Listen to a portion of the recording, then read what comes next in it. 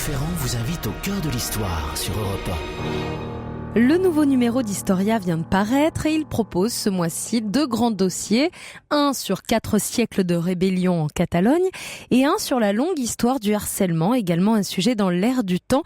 Et c'est celui-ci qui a retenu spécialement l'attention de Franck Ferrand aujourd'hui. Bonjour Franck. Bonjour Anissa, bonjour à tous. Avec François Forestier qui signe un bel article sur l'hypocrisie de Hollywood, Joël Chevet s'est chargé de cette magistrale et nouvelle rétrospective du harcèlement dont les femmes ont souffert depuis toujours. Elle est notre invitée cet après-midi. Et vous allez commencer par nous parler des femmes assez libres, assez indépendantes. Ah oui, des femmes qui au XVIIe siècle ont trouvé une réponse à ce qu'on pourrait presque appeler peut-être un harcèlement, les célèbres précieuses. Nous nous invitons donc cet après-midi dans leur salon avant de revenir en toute fin d'émission sur l'origine des notes de musique. Mais ne faisons pas attendre davantage Madame de Rambouillet. Tout le monde sait que Molière a créé une pièce intitulée « Les précieuses ridicules ». Certains emploient l'expression « le temps des précieuses ». On cite parfois ces femmes savantes qui, au grand siècle, faisaient assaut de bel esprit. Mais au fait, qu'est-ce qu'une précieuse? Au temps de Louis XIII et des premières années du règne de Louis XIV, c'est une dame d'esprit relevé, de mœurs pures, qui cultive le bon goût, se pique de savoir et converse volontiers littérature morale dans un vocabulaire bien à elle, disons-le. Au début des années 1660, un auteur, Antoine Baudot de Saumaise, publie le Dictionnaire des précieuses ou la clé de la langue des ruelles, parce que elles recevaient dans leur chambre, vous savez que l'espace à côté du lit, ça s'appelle la ruelle, précisément.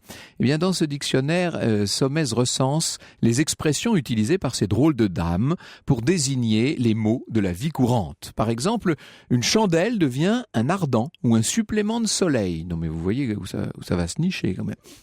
Un carrosse est désigné par les termes « assemblage de 4 corniches ».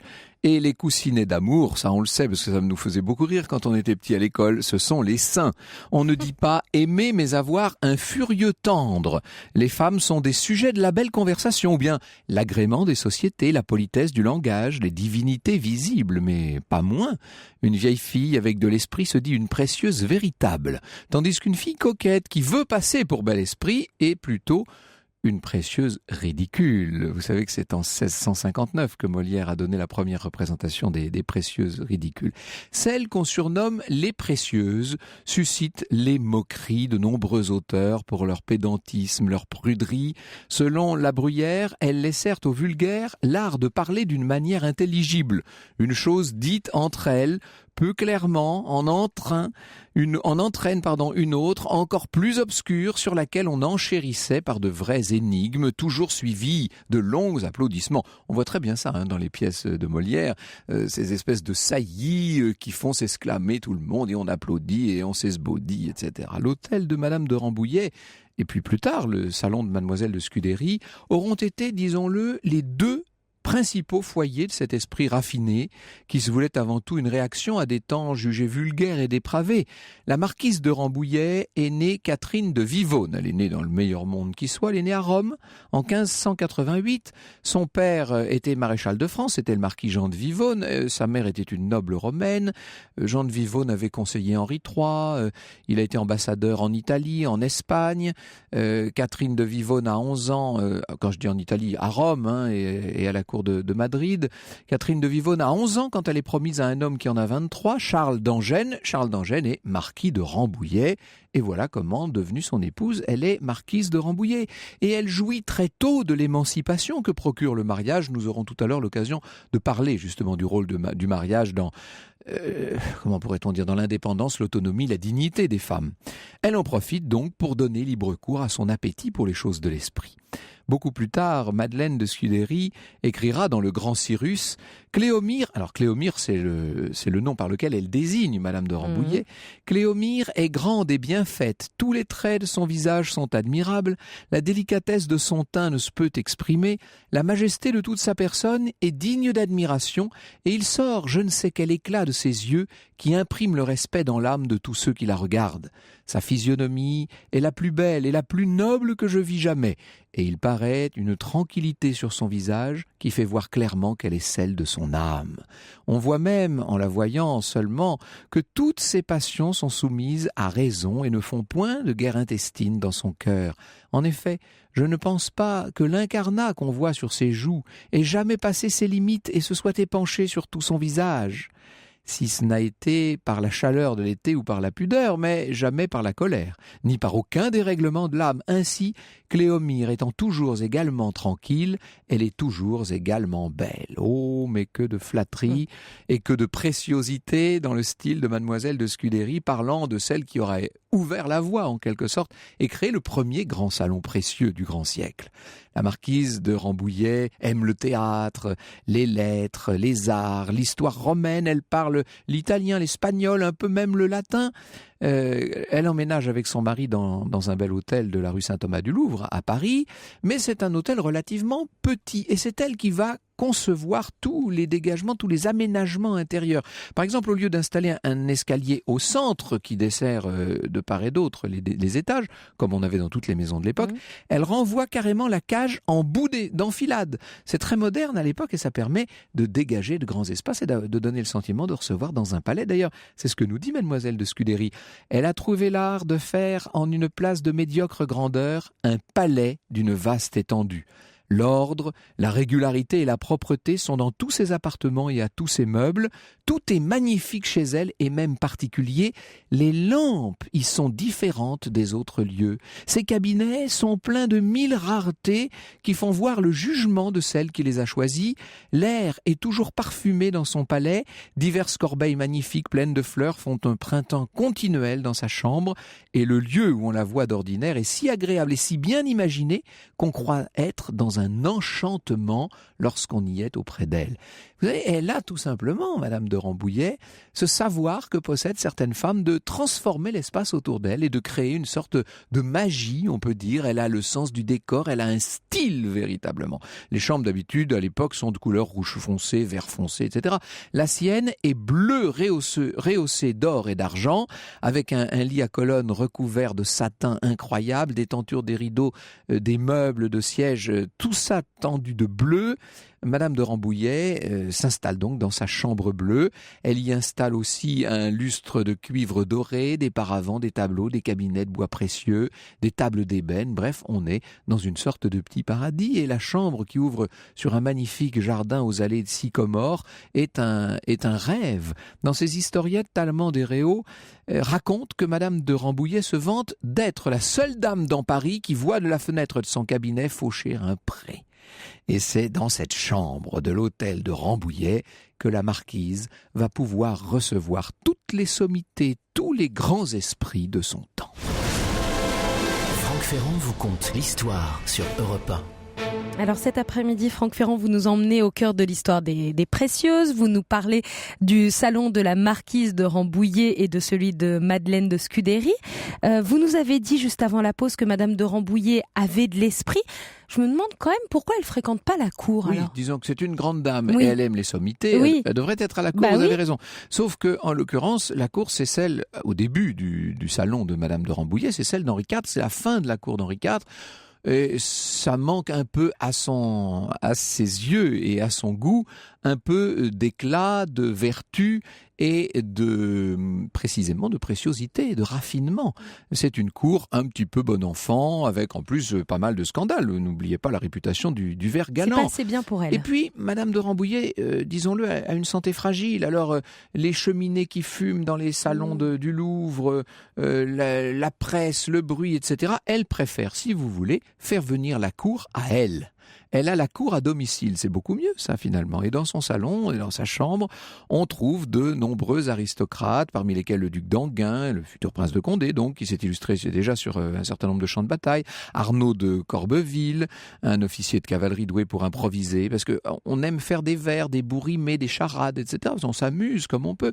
Richelieu, qui est à l'époque jeune évêque de Luçon, est également un habitué du salon de Madame de Rambouillet dès les années 1620.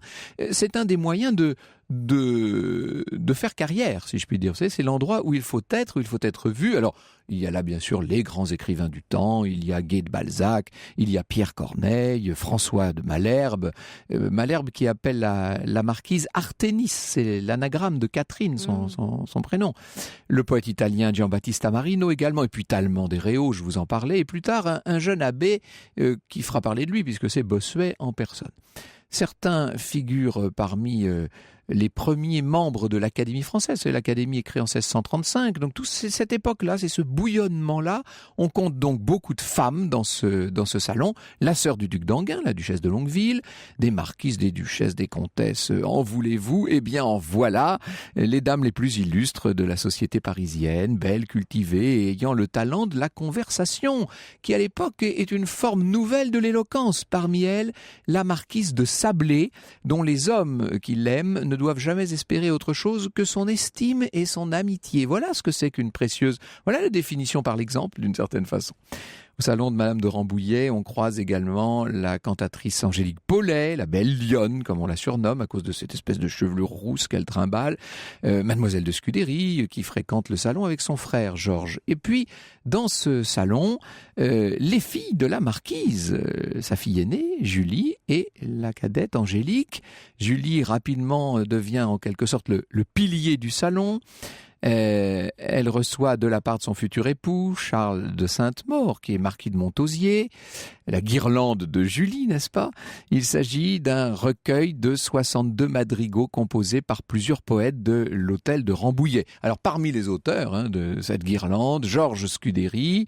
Chaque madrigal évoque une fleur, illustre une qualité de Julie, et ça fait comme des maillons qu'on enchaîne, si vous voulez. Et être enchaîné de fleurs, surtout quand ce sont des fleurs verbales, quoi de plus précieux? Dans ce salon, l'art de la conversation est très très pratiqué. Le poète Chaplin écrit à Guy de Balzac « Vous ne sauriez avoir de curiosité pour aucune chose qui le mérite davantage que l'hôtel de Rambouillet. On n'y parle point savamment, mais on y parle raisonnablement, et il n'y a pas lieu au monde où il y ait plus de bon sens et moins de pédanterie. » Intéressant de noter d'ailleurs. La littérature est là, au centre de tout, si je puis dire.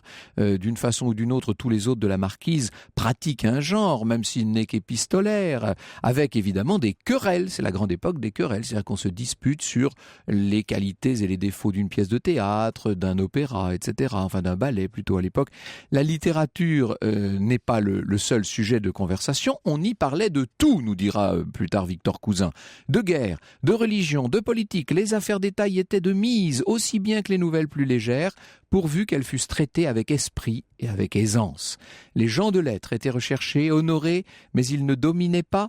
Voilà pourquoi l'hôtel de Rambouillet a exercé une influence générale sur le goût public. Chez la marquise de Rambouillet régnait la suprême distinction, la noblesse, la familiarité, l'art de dire simplement les plus grandes choses. Est-ce qu'on pourrait pas dire tout simplement que c'est la conversation à la française qui est en train de naître tranquillement au milieu de ces sujets? Alors, quels sont les sujets d'ailleurs qu'on aborde? La beauté est-elle nécessaire pour faire naître l'amour? Le mariage est-il compatible avec l'amour? Quel est l'effet de l'absence en amour? Ça nous rappelle quand même ce qui se passait du temps des troubadours, et même dans les débuts avec les cours d'amour de la belle Aliénor d'Aquitaine, rappelez-vous. Ce n'est pas nouveau, somme toute. Au sein du salon de la marquise de Rambouillet, les divertissements sont orchestrés par le poète Voiture. Talleyrand des Réaux parle de tintamarre permanent. Bossuet improvise des sermons. On joue des tragédies. D'ailleurs, Corneille est là, qui lit ses pièces, etc. Et puis de temps en temps, on écoute un air, on plaisante, même si, évidemment, parfois ça provoque des frayeurs. Par exemple, Voiture, un jour arrive avec 2 ours dans la chambre de la marquise. 2 ours, devrais-je dire, si je parlais bien comme à l'époque. Quand la marquise se retourne, elle voit 2 grosses pattes posées sur son paravent. Ça fait un peu jaser pendant quelques semaines. Le salon de Madame de Rambouillet ne manque, vous l'aurez compris, jamais d'éclat, jamais de jeu et d'amusement. Dans le jeu de la lettre, toutes les réponses doivent commencer par la lettre qui a été convenue. Au jeu de la perle des cœurs, chaque personne reçoit un nom illustre. Hélène, Lucrèce, Ulysse, etc. Alors l'une dit « J'ai perdu mon cœur ». Question « Qui vous l'a pris ?» Réponse « C'est Clélie ». Et si Clélie ne rejette pas la faute sur une autre, eh bien on lui donne un gage. Et c'est toujours un gage littéraire, bien entendu. Inutile de vous dire qu'on ne fait pas du tout de gage physique chez les précieuses. Non. À partir de 1645, néanmoins, ce salon décline, il faut bien le dire. La mort du roi Louis XIII a signé un changement. On entre bientôt on est maintenant même dans la régence d'Anne d'Autriche, on sera bientôt dans la Fronde. Et c'est vrai que le salon de la marquise est en train de perdre un peu de son éclat et de son importance. D'ailleurs, sa fille Julie, qui s'est mariée, est beaucoup moins présente. Et quant à Madame de Rambouillet elle-même, sa santé décline vraiment. Le salon est fréquenté quand même encore par des gens comme Ninon de L'Enclos, comme Madame de Sévigné, bien entendu. Bref, ça reste un salon à la mode, mais un salon dont l'éclat pâlit au profit de celui maintenant de Mademoiselle de Scudéry. Franck Ferrand vous conte l'histoire sur Europe 1.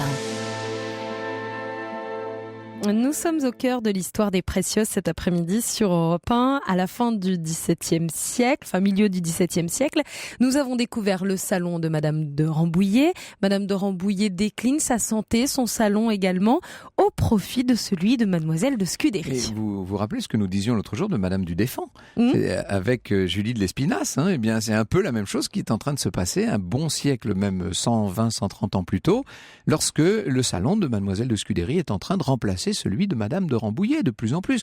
Le sien se trouve dans le Marais, rue de Beauce. On y vient dans un premier temps le samedi et puis petit à petit, on va y venir de plus en plus souvent parce que, évidemment, ce sont des habitudes et on passe des après-dîners, comme on disait, absolument divines. Les après-dîners, c'est-à-dire ce que nous appellerions nous les après-midi, tout simplement. Elle est célèbre, Madeleine de Scudéry, incontestablement. Alors elle, c'est le bas bleu, pur et simple. Ce n'est pas du tout la dame extrêmement charmante. C'est pas du tout Madame de Rambouillet. D'abord, elle est franchement laide, disons-le. Je cite Jacques Janssen, avec un visage anguleux, un teint brun, un corps maigre et plat comme la main. La malheureuse était franchement laide, vieille fille sèche et prude, dédaignée des hommes. Elle n'avait jamais connu l'amour. C'est sévère. La pauvre. C'est sévère, mais ça reflète quand même en partie la réalité. Madeleine de Scudéry séduit certes, mais elle séduit par son esprit et elle entend bien qu'on n'aille pas au-delà d'ailleurs. Alors, on se divertit quand même chez elle. On a les mêmes genres de jeux que ceux du salon Rambouillet. On chante, on joute dans des tournois de poèmes, on multiplie les querelles, encore une fois, au sens littéraire, au sens élégant du terme. Ça peut prendre tantôt un tour burlesque, tantôt un tour dramatique. Un jour, un gentilhomme qui était logé dans une auberge surprend à travers la cloison la conversation de ses voisins qui discutent de la nécessité de faire tuer le roi. La police est avisée du complot, elle arrive et en fait on trouve les deux Scudéry qui se sont penchés sur l'écritoire en train d'inventer une histoire, tout simplement. Malgré son refus de se donner aux hommes, qui nous rapproche du sujet que nous allons traiter dans un instant avec Joël Chevet, Madeleine de Scudéry a l'âme romantique, si j'ose dire, bien avant l'heure.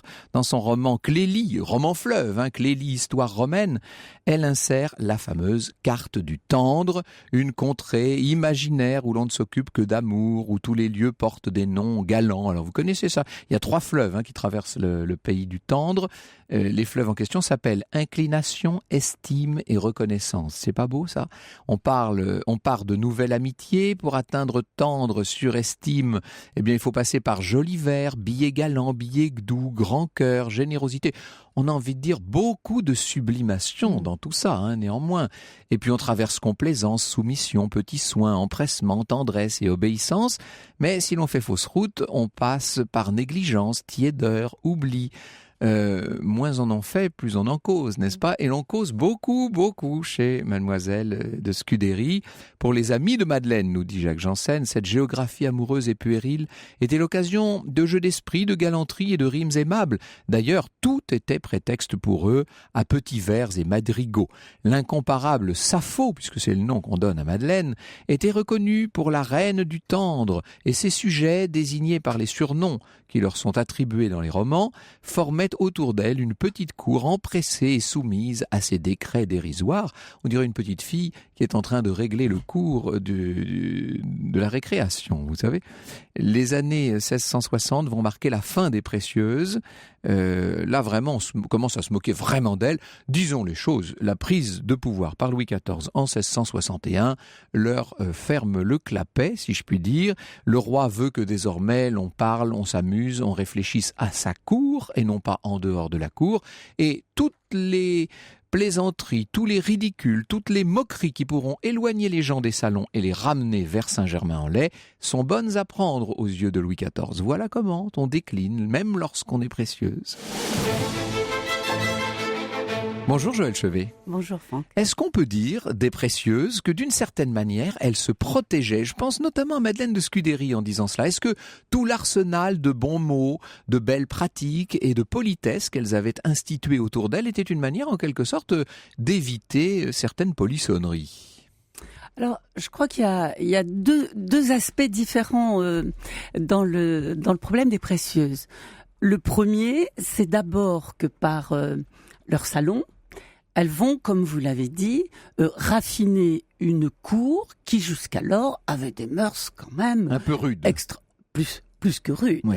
On prend l'habitude de ne plus aller dans les salons beauté et l'épée au côté. On met les escarpins de soie à la place des bottes de cuir. Et donc on est là dans un processus, je dirais, de civilisation dont les femmes sont quand même en effet le moteur. C'était un très grand sociologue, ça on peut dire, c'est une toute petite parenthèse, mais un grand sociologue qui s'appelle Norbert Elias, qui a raconté l'histoire du procès de civilisation. Il dit que les précieuses, là, jouent un rôle essentiel. Là, on est vraiment, tout à fait, dans ce processus de civilisation où les femmes, donc, vont raffiner la société et le langage. On s'est beaucoup moqué, en effet, des mots qu'elles utilisaient, et vous en avez cité quelques-uns.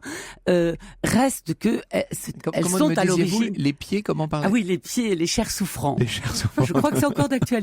Oui, pour certains. Et donc il y a ce premier aspect qui est donc très important sur le plan social, mondain et culturel. Et puis il y a un deuxième aspect qui est celui du mariage. Et je crois que c'est dans ce domaine, puisque notre sujet du jour est de parler un petit peu du combat des femmes, ce qu'on appelle aujourd'hui le harcèlement. Plus largement du harcèlement, on y reviendra. Les précieuses sont totalement opposées au mariage. Eh oui. Et quand vous regardez la carrière de la plupart d'entre elles, vous parliez tout à l'heure de la fille de la marquise de Rambouillet, Julie d'Angène, elle a fait patienter Montausier pendant plus de 14 ans avant d'accepter de l'épouser. Le mariage est considéré comme un esclavage. On voit la même chose chez la grande mademoiselle. La grande mademoiselle cousine de Louis XIV, cousine de Louis XIV, dont on dit qu'elle aurait rêvé de l'épouser. Bon, sans doute, il avait 11 ans de plus qu'elle, mais bon. On lui a proposé l'empereur, on lui a proposé le roi de Portugal, on lui a proposé le duc de Savoie. En fait, elle ne voulait pas se marier, même si sur le tard, elle a commis quand même une erreur avec curieuse. Lauzun. Voilà, la quarantaine passée avec Lauzun. Donc le mariage est vraiment au cœur de l'indépendance, la seule qu'elles peuvent avoir à l'époque, ne pas se marier. Oui. Cette indépendance, en quelque sorte, est une chose, on ne pourrait pas dire neuve, mais rare au XVIIe siècle. Il y a depuis toujours, on pourrait même trouver des exemples au XIe, XIIe siècle de femmes qui veulent leur indépendance, qui veulent s'abstraire, etc. Mais c'est une chose extrêmement rare, c'est un phénomène suffisamment rare pour devenir un sujet d'histoire, la preuve. Tout à fait. Il y a une historienne qui avait fait un livre sur le veuvage et qui démontrait qu'en fait, la seule façon d'être libre pour une femme, c'était d'être veuve. Pas forcément célibataire, parce qu'il y avait éventuellement encore un père qui pouvait mettre son emprise sur vous. Voilà, le veuvage, c'est peut-être une bonne façon de rester libre. Alors le numéro d'Historia, le nouveau numéro d'Historia nous montre, c'est quoi, c'est Rubens, ce que je vois là, hein, une sorte de viol en couverture avec ce titre « Harcèlement, une si longue histoire ». Eh bien justement, nous allons essayer de revenir sur la condition féminine d'une façon plus générale et la façon dont les femmes ont plus ou moins pu et dû résister aux assauts de la gent masculine. Europe 1, au cœur de l'histoire. Franck Ferrand. Cet après-midi, Franck Ferrand, vous nous emmenez au cœur de l'histoire des femmes, pour être très générale, celles qui ont dit non. Nous allons aller plus loin avec votre invitée Joëlle Chauvet, elle est historienne et elle est l'auteure de l'article « Harcèlement, une si longue histoire », article paru dans le dernier numéro d'Historia, un numéro que vous découvrez actuellement en kiosque. Alors, je vous propose, Joël, de sortir un instant de l'histoire, ou plus exactement de faire de l'histoire très récente. Après tout, Alain Decaux avait dit ici même à ce micro, l'histoire ça commence il y a 5 minutes. Ben, admettons, c'est l'affaire Weinstein qui a fait parler de toutes ces pratiques, etc. C'est vieux comme le monde tout ça, mais là, d'un seul coup, ça vient non seulement sur le devant de la scène, mais c'est relayé par les fameux réseaux sociaux avec 2 hashtags. Alors on dit en français, on ne dit plus un hashtag d'ailleurs, on dit un mot dièse. Donc, il y a le hashtag MeToo aux États-Unis et le mot dièse balance ton porc en France. C'est-à-dire que le principe, c'est révélons les pratiques de harcèlement sexuel, les pratiques dont les femmes sont victimes. Oui, je crois que on peut le résumer par un seul mot, parlons des choses. Enfin, voilà, c'est ça. Disons-le. Disons-le, Mais tout ce qu'on tait depuis si longtemps. Sur un plan historique, pour nous qui sommes passionnés d'histoire, c'est très fascinant parce que c'est un changement complet de mentalité et à l'échelle de la planète. C'est presque un cas unique et nouveau dans l'histoire du monde. C'est une forme de révolution. Je pense qu'on peut parler d'une nouvelle révolution dans l'histoire des femmes et dont nous espérons qu'elle va se poursuivre et qu'elle permettra peut-être d'avoir des relations un petit peu différentes entre les sexes. Ce qui n'exclut pas les relations de séduction qui, j'espère, continueront quand même de continuer dans de bonnes conditions. Mais en fait, si on revient en effet sur le plan historique, et moi, quand j'ai commencé à réfléchir sur le fait de faire un article sur le harcèlement, je dirais qu'il n'y a pas d'histoire du harcèlement. Mais pour cause, parce que pendant très longtemps, il n'y avait pas... la notion même n'avait pas de sens. Voilà. Pour qu'il y ait harcèlement et qui débouche éventuellement sur un viol, il faut qu'on puisse dire non. Harcèlement, ça signifie une résistance en face de soi. Or, qu'est-ce qui se passe dans l'histoire ? Alors, remontons à la préhistoire pour s'ouvrir un peu. Oui, remontons un petit peu à la préhistoire. On va remonter à Cro-Magnon. Non, mais parce que les préhistoriens, justement, ont une vision tout à fait différente de ces relations entre les sexes et disent qu'en fait, on pense que soit l'homme de Néandertal ou le sapiens sapiens, les relations étaient beaucoup plus égalitaires entre les femmes, que la différence... Ce n'est pas de la projection de notre époque sur le... Non, c'est le 19e siècle qui a créé la femme qu'on tire par les cheveux pour l'emmener dans la grotte. Ça, c'est une invention du 19e siècle. Reste qu'il y avait certainement un dimorphisme sexuel qui était beaucoup moindre qu'aujourd'hui, c'est-à-dire que la femme avait possibilité de se défendre si monsieur Ce que vous voulez dire, c'est que les deux sexes étaient morphologiquement plus proches, en fait. Morphologiquement plus proches. Et deuxièmement, la femme, dans la mesure où on ne savait pas que les relations sexuelles débouchaient sur la naissance, sur la maternité, la femme était quelque chose de très précieux puisqu'elle avait le pouvoir de faire des enfants toute seule. Donc il y a là des relations tout à fait différentes. Alors je passe très vite là-dessus, mais si l'on arrive maintenant à l'Antiquité, prenons la Grèce antique et Rome, quelle est la condition des femmes ? Où elles sont esclaves, où elles sont prostituées, où elles sont mariées. Et mariées, ça veut dire propriété de leur mari. Donc il n'y a pas besoin de les harceler, on les prend simplement. C'est la prédation et on viole si elle s'y refuse. Donc faire une histoire du harcèlement, alors en même temps il y a des harceleurs. Le premier harceleur c'est Zeus. Oui, ça c'est dans la mythologie. Quand vous regardez dans la mythologie, mais pourquoi Zeus peut harceler ? En fait parce qu'il a une femme jalouse.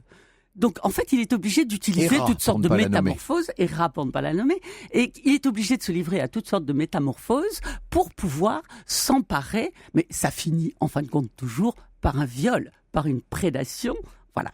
Et le mot n'existe pas. Avec beaucoup dans la mythologie grecque et gréco-latine de viols fondateurs d'ailleurs. C'est quand même assez étonnant. Oui, vous pensez, je pense à Lucrèce. Par exemple. Lucrèce, en effet, qui a été violée par un fils de Tarquin le Superbe, donc République romaine, et en 509 avant Jésus-Christ, ce viol accompli a révolté les citoyens romains contre la royauté, et la République a été instaurée donc en 509. Donc quand les femmes sont, vous nous dites, soit propriété de leur mari, soit esclaves, soit prostituées, par définition, il n'y a pas de harcèlement au sens... mais il y a quand même beaucoup de viols, beaucoup de pratiques violentes, ça, par définition. Oui, et même, pour nous citer, par exemple, que le Moyen-Âge, où il y a carrément des rites d'initiation dans certaines sociétés, Je pense à Lyon, par exemple, au XVe siècle, où il y a eu des études très précises qui ont été faites, où il y a ce qu'on appelle des forceurs de garces, c'était le terme de l'époque,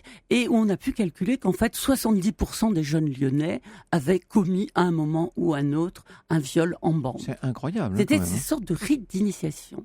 Mais moi, ce qui m'a beaucoup plus frappé... Si j'ose dire, on revient de loin, là, quand même. On revient de très loin. Et donc, le viol n'est pas caractérisé, ni le harcèlement, pour autant qu'on puisse en parler, n'est pas caractérisé sur le plan juridique. Et pourquoi il n'est pas caractérisé avant 1992 ?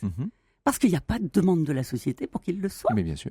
Donc, un crime ou un délit n'existe que comme... Que s'il y a une conscience et un partage de notions. Et qu'il y ait besoin de judiciariser. Alors, il y avait quand même des plaintes pour viol ou pour harcèlement. Mais en général, la plupart des jeunes filles ne le faisaient pas. Pourquoi ?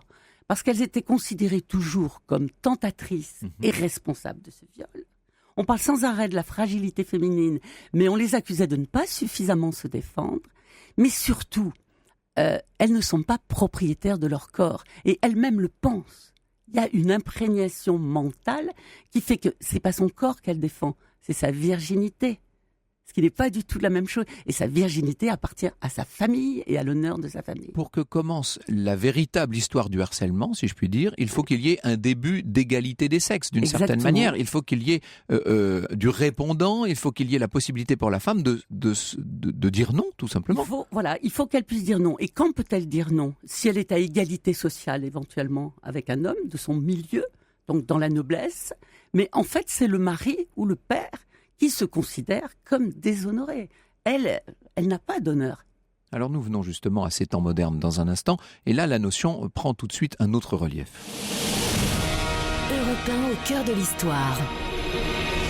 Franck Ferrand. Nous sommes au cœur de l'histoire des femmes cet après-midi sur Europe 1 et de celles qui ont dit non avec votre invitée, l'historienne Joëlle Chevet, qui est aussi l'auteur de l'article Harcèlement, une si longue histoire, un article que vous pouvez lire dans le dernier numéro d'Historia, numéro actuellement au kiosque. Alors, nous arrivons à la période où on peut parler véritablement de harcèlement, Joëlle Chevet. C'est-à-dire que avec la Renaissance, avec la reconnaissance d'une forme quand même d'autonomie et d'intégrité de la femme, les choses changent tout de même. Est-ce qu'elles changent vraiment ?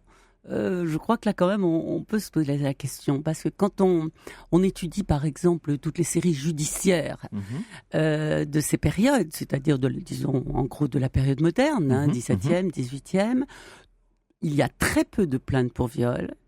Quand il y en a, elles ne sont que très peu sanctionnées. Par contre, si c'est le père ou le mari qui porte plainte, là ça change tout.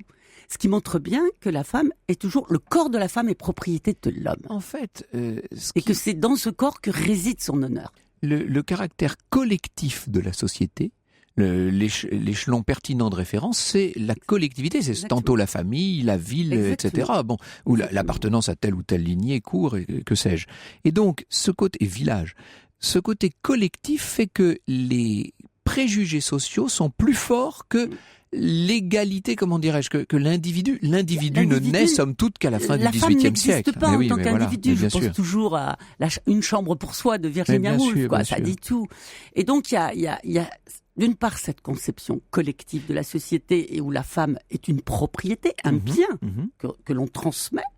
Et puis il y a aussi évidemment l'emprise religieuse. La femme, c'est Ève, tentatrice. Eva prima Pandora, c'est la première tentatrice, celle dont il faut se méfier. Exactement. En fait. Ève, Pandore et Lilith, c'est les trois femmes, les trois fléaux de l'humanité.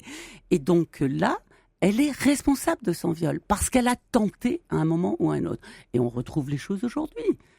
On les retrouve encore dans les mêmes termes, où c'est la façon dont la femme s'habille, les horaires auxquels elle sort, etc., qui font que, quand elle est dans l'espace public, elle est considérée comme une tentatrice. Marie de Gournay a quand même essayé de faire un peu changer les choses au tournant du XVIIe siècle. Il faut que vous nous disiez qui était Marie de Gournay. Marie de Gournay, oui, a été elle s'appelait la fille d'Alliance de Montaigne, donc très admirative de Montaigne, beaucoup plus jeune que lui, et qui a été la première des éditrices de ses essais. Et Marie de Gournay a par la suite écrit un traité sur les qualités des hommes et des femmes qui a été... Et ça s'appelle ainsi, égalité des hommes, de l'égalité des hommes et des femmes. Hein. Ainsi, bien sûr. Et ce traité a été évidemment vilipendé, critiqué par tous les misogynes qui étaient en majorité à l'époque, mais qu'on relit aujourd'hui avec...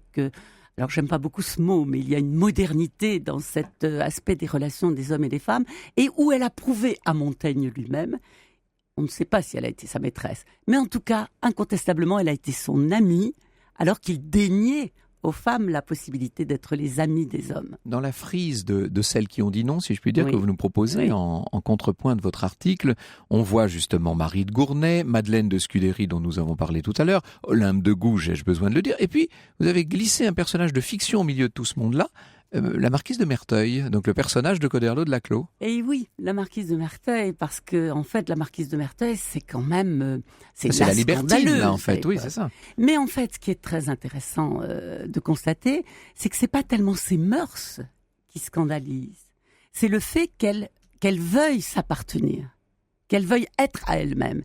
Et elle le dit d'ailleurs, elle dit « Je ne voulais pas jouir, je voulais savoir ». Évidemment, c'est le scandale total là. Suprême, donc, vous voyez que c'est pas manière, forcément le côté obscène des relations qu'elle pouvait avoir avec Valmont et des entreprises un peu démoniaques qu'elle pouvait avoir, mais c'est le fait qu'elle voulait être indépendante, autonome, libre. Il y a eu quelques femmes alors qui, elles, ont véritablement pris ce combat à bras-le-corps. On pense à Louise Michel, et puis beaucoup plus proche de nous, à Simone de Beauvoir, et à Gisèle Halimi d'ailleurs, pour ce qui est des féministes. Est-ce que les féministes sont en quelque sorte celles par qui la conscience évolue ? Alors, elle évolue progressivement. Le 19e siècle est très paradoxal de ce point de vue-là, c'est-à-dire qu'il y a beaucoup d'avancées pour les femmes et en même temps des modes de vie qui restent encore très contraints et surtout des féministes qui sont très divisées. Donc, et puis il y a aussi, je crois qu'il faut en parler quand même, il y a aussi ces modèles de femmes que sont les grandes courtisanes et qui, elles, se revendiquent propriétaires de leur corps. Je dirais que là, pour le coup, elles sont des modèles, mais que personne ne veut suivre parce qu'elles sont scandaleuses et en plus, elles n'ont aucunement l'intention d'incarner collectivement le destin des femmes. Donc c'est complexe. La littérature, le théâtre sont des éléments de modèle. Il y a un modèle qui devient extrêmement puissant au XXe siècle, on va en parler dans un instant, c'est le cinéma, bien sûr. Europe 1, au cœur de l'histoire. Franck Ferrand. Et jusqu'à 15h, nous sommes au cœur de l'histoire des femmes, de celles qui ont dit non, de celles qui ont marqué l'histoire, avec votre invitée, l'historienne Joëlle Chevet, qui est aussi l'auteur de l'article Harcèlement, une si longue histoire, paru dans le numéro d'Historia qui est actuellement en kiosque. Le scandale, il y a quelques mois, est parti du cinéma, d'Hollywood. Il est temps d'en parler maintenant du cinéma. Votre bel article évoque l'ensemble de cette très longue histoire sur des siècles et des siècles, Joëlle, et ensuite figure un article de François Forestier dans ce numéro d'Historia qui s'appelle Hollywood le grand mensonge. Autrefois machine à rêve, nous dit François Forestier, Hollywood est désigné comme le terrain de jeu de producteurs et acteurs prédateurs sexuels, mais sur l'écran depuis les années 20, on montre une autre réalité et ce sont les femmes qui sont les allumeuses. Inversion du réel, Hollywood a mis en place une idéologie du masque. Dans les films, les femmes sont des déesses et dans la réalité des victimes. Et il nous donne des exemples qui sont, c'est vrai, sont très magnifiques. Intéressant cet article, oui. Et c'est étonnant de voir qu'aujourd'hui, le scandale éclate à partir des milieux du cinéma, que ce soit aux États-Unis, que ce soit en Chine, où là, il y a actuellement 80 producteurs qui sont mis en cause actuellement en Chine. Alors évidemment, avec le relais des réseaux sociaux qui permet de rendre cela encore plus important. Mais donc, on est bien là, justement, dans ce système de représentation, d'image de la femme, que le cinéma démultiplie évidemment à l'infini. J'ai retenu une phrase, si vous le permettez, qu'il cite dans cet article, parce que je l'ai trouvée... Je trouve qu'elle résume très bien tout notre propos. C'est une phrase de Paulette Goddard, cette actrice célèbre qui a été l'épouse de Charlie Chaplin, et qui dit, dans un film qui s'appelle Woman, et qui dit « Nous sommes compromises dès notre naissance ». Double sens de cette phrase, compromise. Presque ne voyons pas un jeu de mots vulgaire, mais nous sommes compromises dès notre naissance. Je crois que ça résume bien la situation. Merci beaucoup Joël Chevet. Donc ce numéro d'Historia vient de sortir, c'est le numéro du mois de février. On y parle aussi de la Catalogne, de 1640 à 2018, 4 siècles de rébellion avec un dossier très nourri, très complet, très fourni. Et puis votre serviteur a également signé là-dedans un récit de cette fameuse révolte d'Étienne Marcel dont nous parlions hier ouais. Cette révolution de 1358 à Paris. Beaucoup de choses à lire dans cette Historia. On va retrouver d'ailleurs Historia à Strasbourg bientôt, les 16, 17 et 18 février prochains à Strasbourg pour le grand festival Historia, un festival dont le thème sera l'histoire, j'imagine. Europe 1, au cœur de l'histoire. Retour aux origines. Et aujourd'hui, nous revenons sur les origines des notes de musique, Franck. Alors les premières traces de musique, elles datent de quand ? J'imagine que c'est loin. C'est très très vieux, ça dépend même de quoi on parle, mais on trouve sur des tablettes d'Our en chaldée, des tablettes cunéiformes, vous savez, qui sont des tablettes gravées d'inscriptions en cunéiforme qui sont au British Museum, donc des éléments qui sont évidemment des notations musicales. Ce sont les plus vieilles partitions de l'humanité, si vous voulez. Et celle-ci, elle remonte au XVIIIe siècle avant notre ère. Ah oui, en effet. Et on a vu comme ça beaucoup de ces notes. Mais à l'époque, les notes n'avaient pas de nom, évidemment. En tout cas, pas ce nom-là. Alors, les noms des notes de musique, ça date de quand, ça ? Alors ça apparaît au Moyen-Âge. Autrefois, on chantait et on jouait en improvisation pure, d'une certaine manière. Et puis, avec la polyphonie, ça s'avère de plus en plus compliqué. Les notes vont donner naissance au solfège. Le solfège prend forme dans les monastères. Il va permettre le chant polyphonique, c'est-à-dire le chant à plusieurs voix. Et ça s'écrit, ça se prépare. Évidemment, ça ne peut pas s'improviser par définition. J'imagine que ça s'écrit sur une portée. L'idée de la portée, exactement. Ça date de quand, ça ? Alors ça, c'est le Xe siècle. C'est un moine des Flandres qui s'appelait Ubald, qui, pour faciliter la lecture de la musique, a eu l'idée de créer ces lignes et de mettre les notes sur des portées, tout simplement. Sauf qu'avant, les notes, c'était des lettres de l'alphabet. l'alphabet. Ce qu'on trouve encore chez les anglo-saxons. Oui. A, c'est le La, B, c'est le Si, C, c'est le Do, etc. Et puis, nous avons baptisé les notes, si je puis dire. Alors ça nous ramène à Guido d'Arezzo. Vous avez sans doute entendu parler de ça. On est au Xe, XIe siècle, en 1028, très précisément. Guido d'Arezzo va avoir l'idée d'identifier les sons, de donner un nom aux notes en fonction tout simplement des premières syllabes de l'hymne à Saint Jean-Baptiste, qui était un chant grégorien qu'on chantait au vêpres. Ut queant laxis, donc ça fait ut, re sonare fibris, mira gestorum, famuli tuorum, solve polluti, labi reatum, sancte Johannes. Et ben voilà toutes les notes en quelque sorte qui ont été nommées. Alors on remplacera en 1676, le out va être remplacé par un do pour de simples raisons de facilité et de rapidité. Et puis dans le poème en question, il suffit de remplacer les premiers mots par dominus et ça fait le do, si je puis dire. Et le mode de notation moderne, lui, date de quand ? Alors ça, c'est fixé depuis la fin du XVIIe, le début du XVIIIe siècle. Il y aurait plusieurs écoles, ça nous entraînerait peut-être un peu loin. Mais ce qui est certain, c'est que la musique, entre guillemets, classique, elle naît effectivement, on va dire, dans les premières années du XVIIIe siècle. À partir de là, nous avons des partitions que n'importe quel musicien sans formation particulière peut lire, déchiffrer et surtout, ce que nous attendons tous, interpréter. Franck Ferrand vous invite au cœur de l'histoire sur Europe 1.